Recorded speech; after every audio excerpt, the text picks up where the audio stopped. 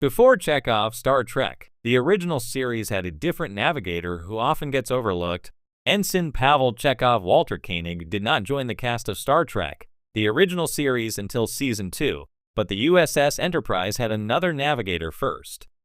Captain James T. Kirk William Shatner, Mr. Spock Leonard Nimoy, and Dr. Leonard McCoy DeForest Kelley became the most popular characters to come out of TOS. Kirk and Spock's popularity, in particular, transcended Star Trek and made its way into general popular culture. But it took many crew members to keep the Enterprise up and running, some of whom stuck around longer than others. After his introduction in Star Trek, the original series Season 2, Ensign Chekov served as the Starship Enterprise's navigator, but he wasn't the first dedicated crew member to hold that position. Although he only appeared in 2 episodes of TOS Season 1, Navigator LT. Kevin Riley Bruce Hyde became a surprisingly popular character. Bruce Hyde retired from acting soon after appearing as Riley, although he sometimes attended Star Trek conventions. Hyde's film and television career was quite brief, and he taught communications at St. Cloud State University until his death on October 13, 2015, at the age of 74 from throat cancer. Chekov's Star Trek predecessor LT, Kevin Riley, explained, LT Kevin Riley's first Star Trek appearance comes in Star Trek, the original series Season 1, Episode 4, The Naked Time, and this is likely the role for which he's most remembered. When the Enterprise crew members are affected by a strange disease that makes them act intoxicated, Riley commandeers the ship's engineering section and declares himself captain.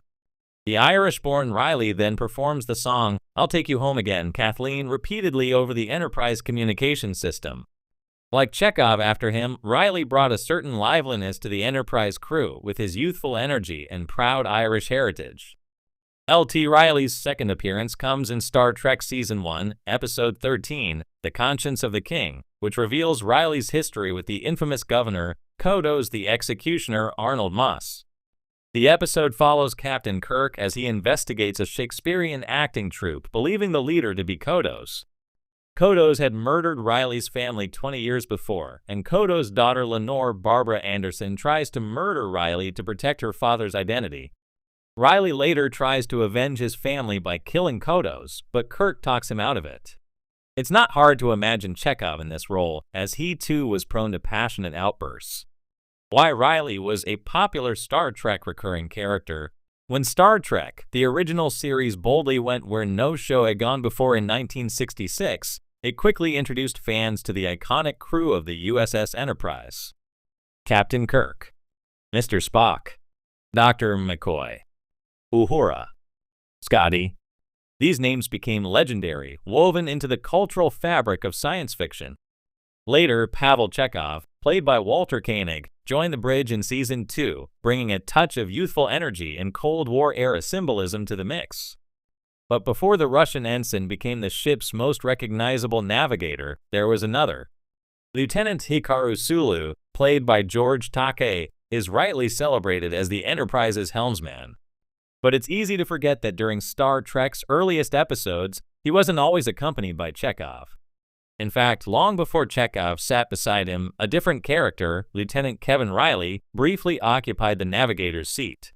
Though Riley only appeared in 2 episodes, his presence was unforgettable, and his potential hinted at a different future for the bridge crew. So who was Lieutenant Riley? And why does he deserve a little more love from Star Trek fans? Kevin Riley, the forgotten face of the Enterprise. Lieutenant Kevin Riley, played by Bruce Hyde, appears in just 2 episodes, The Naked Time and The Conscience of the King. But in that short span, Riley delivers a performance that manages to be comedic, tragic, and surprisingly layered. In The Naked Time, a virus spreads throughout the crew, lowering inhibitions and unleashing raw emotion. Riley, infected like many others, becomes wildly theatrical. He locks himself in engineering, declares himself Captain Riley, and demands the crew follow his musical command performance of I'll Take You Home Again, Kathleen. It's a surreal moment, a man spiraling into delusion but still clinging to something deeply human, nostalgia and longing. And yet, even in that manic episode, there's something oddly endearing about Riley. He's not malicious. He's vulnerable. He's the kind of character who might have grown into a Kirk-like leader or a comic relief crew member had the series continued down that path. Irish charm and hidden trauma. The conscience of the king adds an unexpected layer to Riley's character. In this episode, it's revealed that Riley is one of the only surviving witnesses to a genocide committed by the villainous Kodos the Executioner, who may now be hiding as a Shakespearean actor named Caridian. This twist transforms Riley from comic relief into a tragic figure. His Irish charm and lightheartedness suddenly mask a horrific past. We learn he's been quietly working aboard the Enterprise, all while hiding a deep trauma and thirst for justice. The episode gives him a dramatic arc, an attempted assassination, a confrontation with his past, and a moment of reconciliation. By the end, Riley isn't just a background player.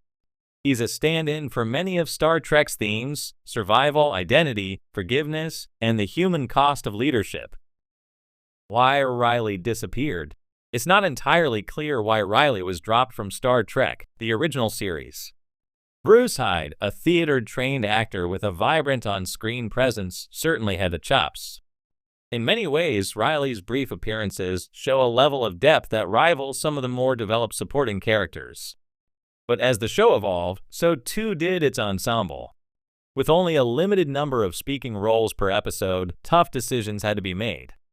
Riley's Irish-American persona, while unique, didn't align with the broader vision Gene Roddenberry had for a more international and interplanetary bridge crew.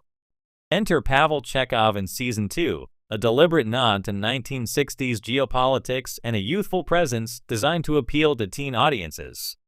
Walter Koenig's Chekov quickly won over fans with his thick Russian accent, wild mop of hair, and enthusiastic bravado.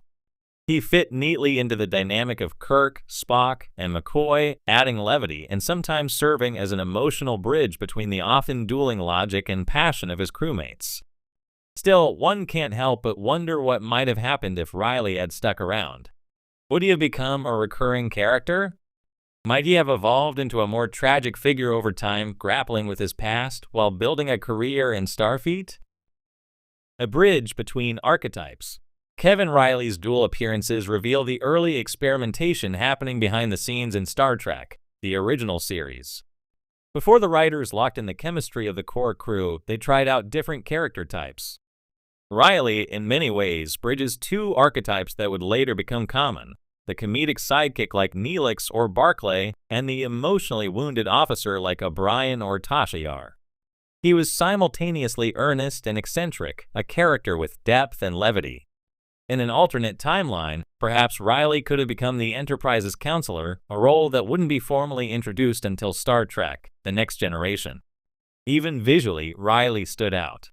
His bright demeanor and casual charm contrasted sharply with Spock's icy stoicism and McCoy's curmudgeonly fire. The Enterprise, at times, needed that balance. Bruce Hyde's legacy. Bruce Hyde left acting not long after his brief time on Star Trek, transitioning into academia, where he became a respected professor of communication. While he never became a household name, his portrayal of Riley resonated with fans enough that he remained a beloved figure at conventions for decades. He passed away in 2015, but his contribution to the Star Trek mythos